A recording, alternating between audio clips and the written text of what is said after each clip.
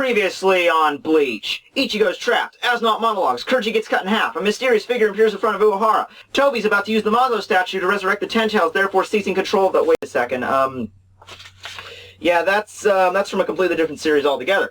So, yeah, just, go with everything else aside from the last part with the Naruto reference. Okay, this kind of got off the rails. Intro!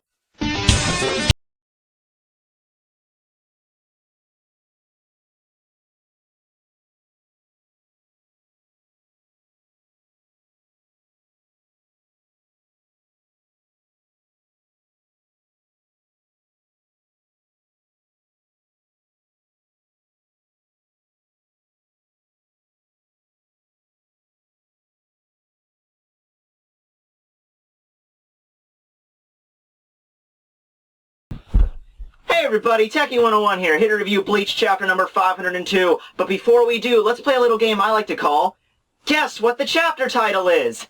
It's a fun game you can only play with an inferior translation on the internet. Alright, here's how you play. You can see right here that Bleach 502 is clearly labeled. Below it you can see Falling Soul. If you look up in the title of the actual page, you can see it's called Falling Soul. But on the next page, you see the word Sano.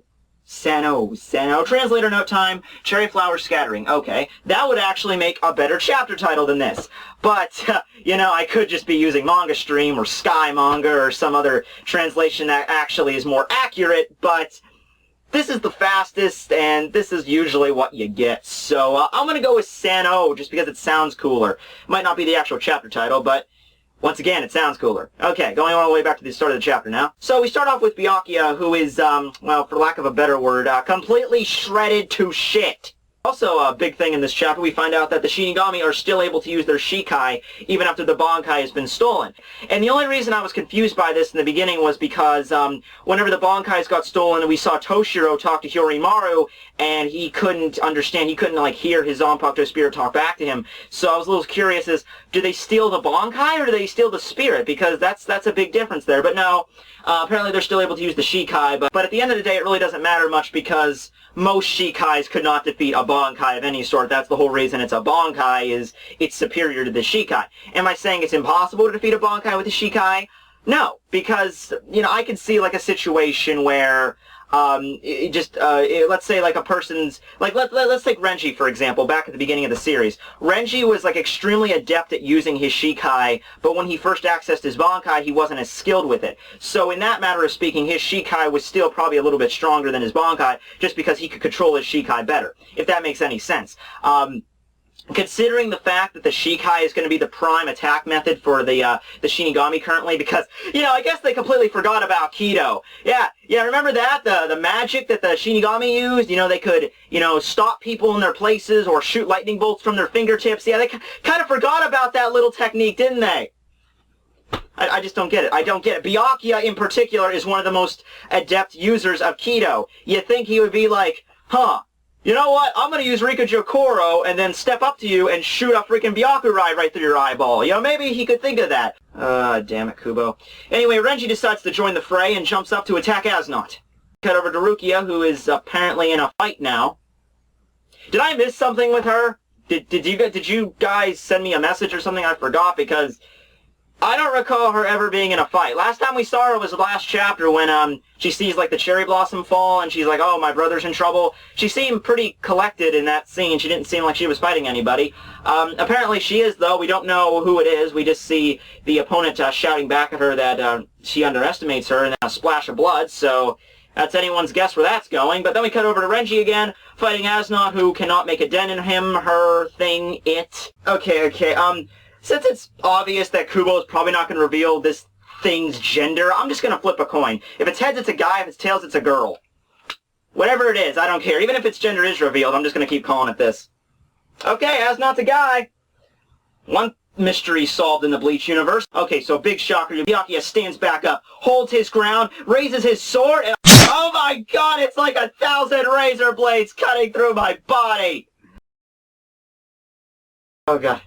This is the worst pain I have ever felt on— oh, now you're just being an asshole!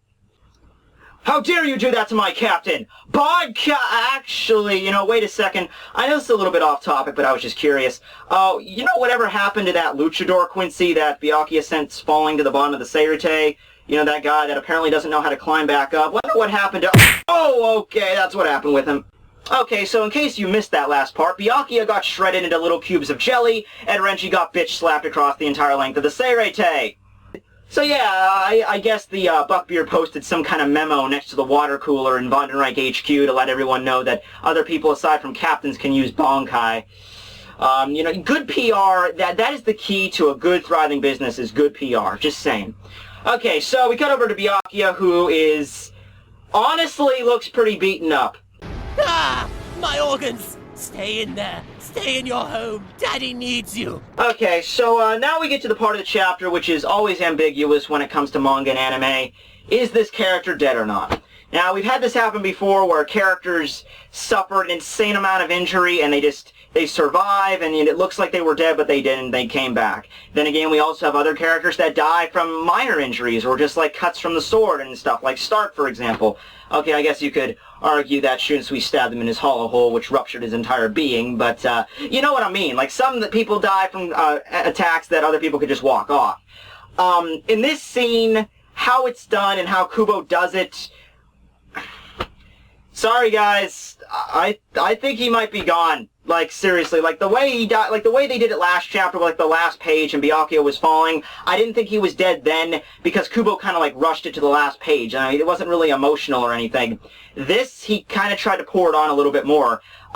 He had, I don't know if it's the chapter title or what, but he had that Sano, which is, like, the Falling Cherry Blossoms. The other alternate chapter title is Falling Soul, which is another reference. Byakuya... He sits there and he's like looking, his sword shatters, he has time to lament on Renji and Rukia and what he was doing, and he asks them his forgiveness. Some people, all the confirmation you might need is on the next page. The Stern Ritter later says that Byakuya is dead, but once again, we've had that before where people say characters are dead, and they're not freaking dead, but just how it was handled and just how it was done in last arc of Bleach, and also, how is this going to be just like a building block, like how's Renji and Rukia going to, react to this? They're going to get stronger to avenge Byakuya's death. So, yeah, I'm saying that Byakuya is dead here, and, so now, because of the likelihood of his death, I shall play a slideshow honoring the Squad 6 captain.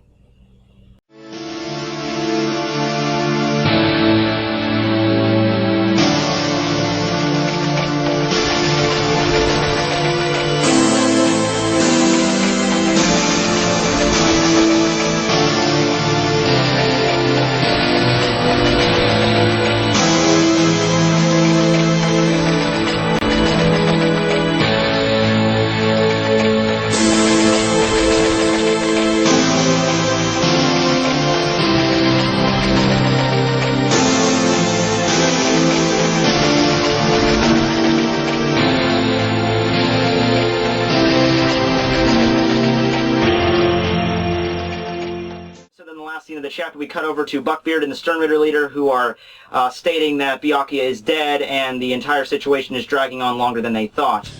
Oh, jeez, what's wrong? Sir, I don't know how to say it any other way, but I think I just pissed my pants.